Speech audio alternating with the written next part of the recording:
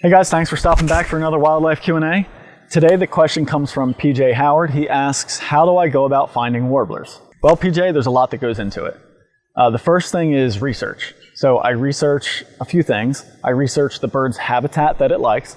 Most of the warblers I photograph, actually pretty much all the warblers I photograph, are all in the spring and summer when they're on their breeding territory. So that means that's where they nest and they stay in one particular area for a long period of time.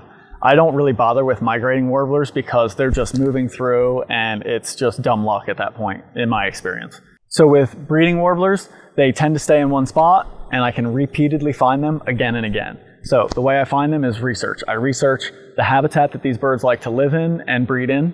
And that usually means finding specific habitat. Sometimes it's down to the specific type of tree or just general, open upland forest like this, pine forest, where I could find pine warblers. I heard some of them actually singing out here today, which is unbelievably late. It's like October 6th in New Jersey here, and I still hear pine warblers calling.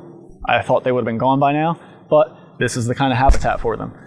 Some warblers like swampy areas, some like water, some like running water, So finding out these habitats that the specific warbler you're after likes is certainly key.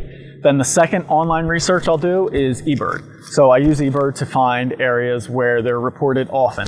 And I just use usually the history, not so much the recent sightings, because they might be random migrants or who knows. But if you do the history of them on eBird, you can usually find out where the specific species you're looking for has been reported consistently in a given area. Once I know that, it's then time to go out in the field. And then I find warblers by sound.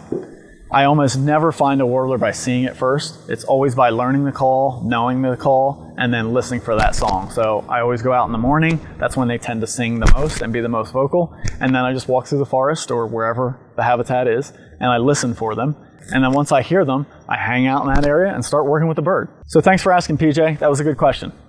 Thanks so much for submitting questions, and if you have a question you'd like to ask me about wildlife photography, hop on over to my website at rayhennessy.com and submit the question there, and I might just choose it for a future episode. Don't forget to subscribe to this channel if you like everything I've been sharing here, and I share a ton of other stuff on my website, blog posts, articles, other instructional videos that aren't even available on this YouTube channel. You can also subscribe to the email list on my website to get exclusive tips, tricks, and offers. Thanks so much for watching, and I'll have more to share again soon.